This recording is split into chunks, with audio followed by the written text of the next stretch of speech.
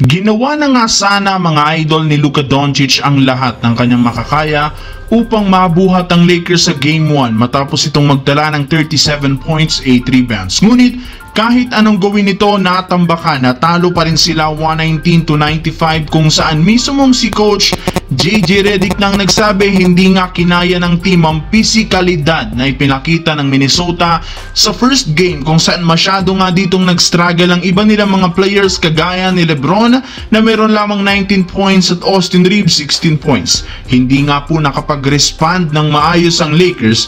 Bukod dyan, hirap pa rin naman silang masabayan ito sa transition at maging sa rebounding na rason ng pagkatalo. Dahil sa ito ng Lakers, puro mga pambabatikos nga kanilang natanggap. Mismong si Magic Johnson ang nagsabi, hindi naging maganda ang ginawang in-game adjustment ni Coach JJ. Kaya may ilang mga nagsuggest, kailangan nga daw pansamantalang ibang kumuna si Austin Reeves since ito ang pinupunteriya ng Timberwolves. Kailangan nga po nilang pabuelohin si Luka sa opensa habang pinapalakas nilang depensa. Mas mabuti nga kung gawin nilang 6th man si Austin Reeves at ilagay si Vanderbilt sa kanilang lineup. Samantala, tagumpay na naprotektahan ng Denver Nuggets ang kanilang home court laban sa Clippers matapos nila itong talunin 112-110 na pinangunahan ni Nikola Jokic na merong 29 points, 9 rebounds, 12 assists. Tinulungan rin naman siya dito ni Jamal Murray na merong 22 points, Aaron Gordon 25